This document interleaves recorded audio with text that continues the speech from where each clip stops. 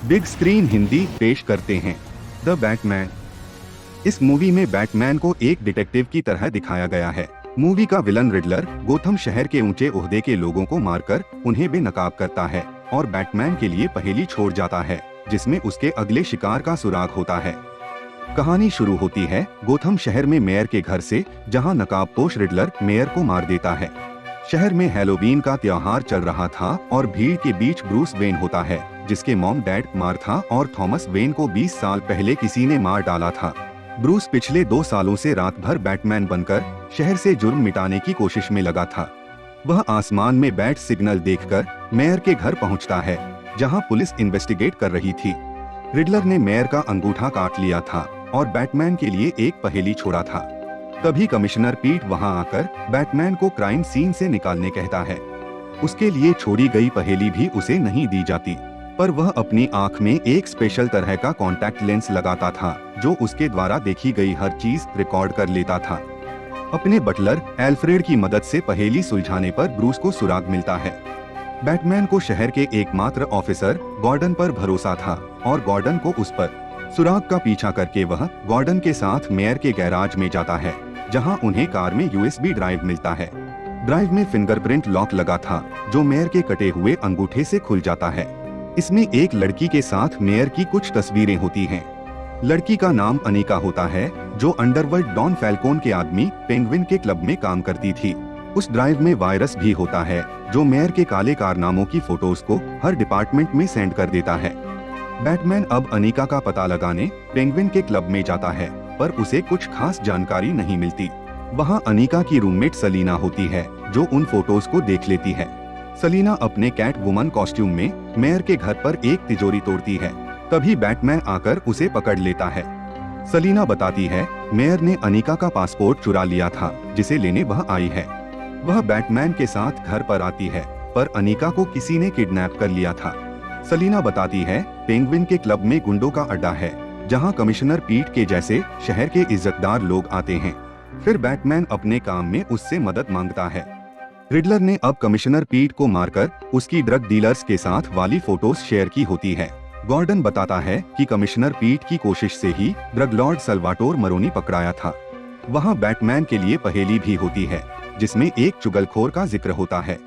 Batman अब सलीना को अपना कैमरे वाला कॉन्टैक्ट लेंस देकर क्लब में भेजता है। क्लब में डिस्ट्रिक्ट अटर्नी कॉल्सन मिलता है जो नशे की हालत में मरोनी को पकड़वाने वाले चुगलखोर का जिक्र करता है। इसके बाद कॉल्सन बाहर आकर अपनी कार में बैठता है जहां बैकसीट पर छुपा हुआ रिडलर उस पर हमला करता है। अगले दिन मेयर का फ्यूनरल चल रहा होता है जहां एक बेकाबू कार घुस आती है। कार से कॉल्सन बाहर निकलता है जिसकी गर्दन पर कॉलर बॉम्ब लगा था। उसके हाथ पर फोन था जिस पर रिडलर का कॉल आता है। लोगों को वहां से निकालने के बाद बैटमैन आकर कॉल रिसीव करता है। रिडलर कॉल्सन को छोड़ने के बदले मरोनी केस के चुगलखोर का नाम पूछता है, पर वह बताने से इनकार कर देता है। धमाके में बैटमैन बेहोश हो जाता है और पुलिस उसे जेल में बंद कर देती है, पर गॉर्डन खुद पर हमला करवाकर बैटमैन को जेल से भगा देता है। बैटमैन और गॉर्डन पेंगुइन पर शक करते हुए उसके ड्रग डीलिंग की जगह पहुंचते हैं। वो देखते हैं कि मरोनी का धंधा अब फैल्कोन चला रहा होता है जिसमें कई पुलिस वाले भी शामिल होते हैं। वहां सलीना भी पैसे चुराने आती है। तभी उन्हें कार में अनिका की लाश मिलती है। बैटमैन पेंगुइन का पीछा करके उसे पकड़ लेता है, पर पेंगुइन से पूछताछ करके पता चलता है कि चुगलखोर वो नहीं है। पहेलियों से बैटमैन को पता लगता है कि रिडलर का अगला शिकार ब्रूस वेन यानी वह खुद है। दूसरी ओर ब्रूस के लिए रिडलर की तरफ से पार्सल आया होता है जिसके अंदर फायर प्रूफ पैकेट में बैटमैन के लिए पहेली के साथ ब्रूस को मारने के लिए बम भी होता है, पर ब्रूस के पहुंचने से पहले ही बम फट जाता है जिसमें एल्फ्रेड घायल हो जाता है। रिडलर अपने सोशल मीडिया पोस्ट में बताता है कि किसी रिपोर्टर को थॉमस वेन के कुछ खानदानी राज पता चल गए थे और राजनैतिक फायदे के लिए थॉमस वेन ने फैल्कोन से कहकर उस रिपोर्टर को मरवा दिया था।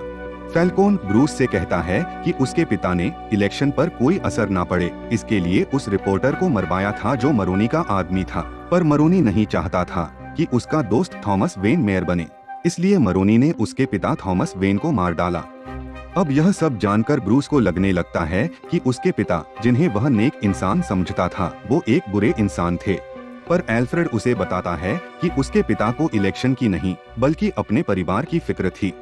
वो फैल्कोन से मदद लेने गए, पर फैल्कोन ने उन्हें अपनी मुट्ठी में करने के लिए रिपोर्टर को जान से ही मार डाला। सलीना अब ऑफिसर केंजी को पकड़ लेती है, जिसकी कार में अनिका की लाश मिली थी।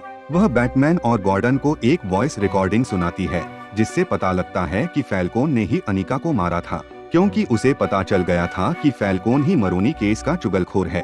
केंजी बताता है कि फैल्कोन ने मरोनी को पकड़वाया और इसमें साथ देने वालों को प्रमोशन दिलवाकर मेयर और सभी लोगों पर राज करने लगा।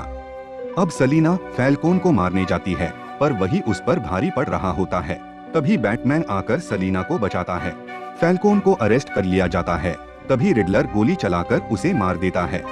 रिडलर का अड्डा पेंगुइन के क्लब के ऊपर ही था, जहां लैपटॉप में उसके पोस्ट किए गए वीडियोस होते हैं, पर उनमें से एक पर पासवर्ड लगा होता है। रिडलर को अब पकड़ लिया जाता है और बैटमैन को रिडलर के अड्डे में कालीन के नीचे उसके लॉक वीडियो का पासवर्ड मिलता है। वीडियो में वह बताता है कि उसने शहर की सीमा पर कई जगह बम लगा रखे हैं और जेल जाने के बाद आगे का काम उसके फॉलोअर्स संभालेंगे। तभी बम फटने शुरू हो जाते हैं। धमाके से ब्रेकवाटर टूट जाते हैं, जिससे शहर में पानी भरने लगता है और शहर के लोग गोथम स्क्वायर में शरण लेने आते हैं। प्लान के मुताबिक रिडलर के फॉलोअर्स बिल्डिंग के अंदर बने प्लेटफॉर्म पर गन्स के साथ तैयार होते हैं। वे लोग शहर की नई मेयर पर गोली चलाते हैं। तभी बैटमैन वहां पहुंचकर उनसे निपटने की कोशिश करता है। उनमें से एक बंदा बैटमैन पर गोली चलाता है, जिससे वह प्लेटफॉर्म के किनारे पर लटक जाता है। वह बैटमैन को जान से मारने ही वाला था कि सही समय पर सलीना पहुंचकर उसे बचा लेती है। वह अब सलीना को मारने की कोशिश करता है, पर बैटमैन पेन किलर लेकर उस बंदे को मारने लगता है और रुकने का नाम ही नहीं लेता। तभी गॉर्डन आकर बैटमैन को शांत करता है और उसे कातिल बनने से रोक लेता है। बाहर सब कुछ पानी में डूबा होता है और रेस्क्यू टीम लोगों की मदद के लिए आने लगती है। शहर की नई मेयर कानून और नेताओं को भरोसेमंद बनाने का वादा करती है। बैटमैन को भी अब भरोसा होता है कि उसकी 2 साल की मेहनत से शहर में कुछ तो बदलाव आ रहे हैं। फिर जेल में हम रिडलर को देखते हैं, जहां उसके पास की सेल में जोकर कैद होता है। जोकर उसके काम की तारीफ करता है और दोनों में दोस्ती हो जाती है। अंत में सलीना शहर से निकलकर अपने रास्ते चली जाती है, क्योंकि उसे लगता है कि ये शहर कभी बदल नहीं सकता। और ये कहानी यहीं समाप्त हो जाती है। ये एक्सप्लेनेशन आपको कैसी लगी कमेंट में लिखकर बताएं।